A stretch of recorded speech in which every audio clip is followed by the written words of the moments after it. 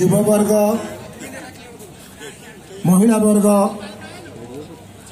समस्त को अनेक अनेक शुभेच्छा धन्यवाद दूची। जो कलाकार माने आज आसी आमरे मैराथन रैली की सफल करिसेंती से धन्यवाद दूची। आज उत्सव को आयोजन करिथिबा इवेंट आरआर इवेंट मालिक रमेश बाबू को धन्यवाद दूची। एंकरिंग करुवा भौणी की धन्यवाद दूची। ता छड़ा एठार उपस्थित थिबा बाहर लोक जो मैंने आसी शुभेच्छा जनाऊँगी धन्यवाद दूची। जहाँ आपण मैंने आसी पहुंची आज सुकिंदा शिल्प महोत्सव उद्घाटन उत्सव ये सुकिंदार अस्मिता कथा सुकिंदार अस्मिता को केमी आम मैंने बंचाई रखा आपको आहरी आगू केमी बढ़ेबा उल्लसित करवा पुलकित करवा सुभाषित करवा ये हूँ सुकिंदावासी कर्म। तेणु आम मान लक्ष्य को पूर्ण करने को हेले आम समस्ते गोटे सूत्र बांधि हो रहा दरकार गोटे परिवार हो रहा दरकार। सुकिंदार नाम को किसी लोक इतिहास हजाई देवा चेष्टा करुले किंतु भगवान ता करने को देले नहीं।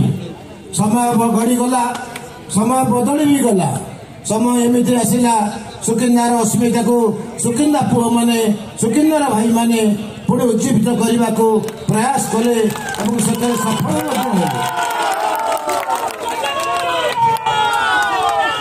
तेणु ये सुकिंदार अस्मितार केवल अयम आरंभ यापर आम सुकिंदार अस्मिता को किभली आहरी विकसित करवा ये हूँ आम मान समस्त काम।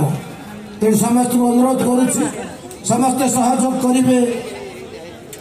डंगारे नाउरी केवल ना पाई जड़े डंगारे बसवा दायित्व हूँ डंगारे जाऊा यात्री मानकर। तेणु आपण मैंने समस्त यात्री मुझे नाउरी मत जुआड़े कहे मु सियाड़े देती। तेणु आज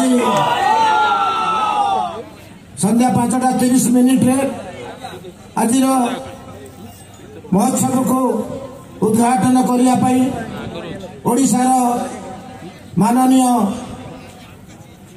शिल्प मंत्री महोदय श्रीजुक्त संपत चरण स्वाई आसी पहुंचे संगे महांगार विधायक श्रीजुक्त शारदा प्रसाद प्रधान महोदय आसी पहुंचे। आम मैंने समस्ते संबोधित करवा किभली सम्मानित करवा सेटा आपण मान दायित्व छाड़देली। तेणु 5:30 पूर्व आपण मैंने समस्ते उपस्थित रहिबे पाछटी आनिबा शासन माने उद्घाटन करी किभली शासन माने पुणी विदाय दबा ये दायित्व आज महोत्सव कमिटर एवं जो माने स्वेच्छासेवी अच्छा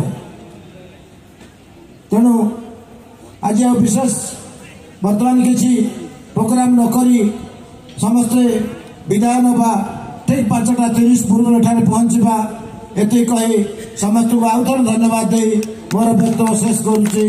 जय जगन्नाथ वंदे उत्कल जननी जय सुकिंदा अस्मिता।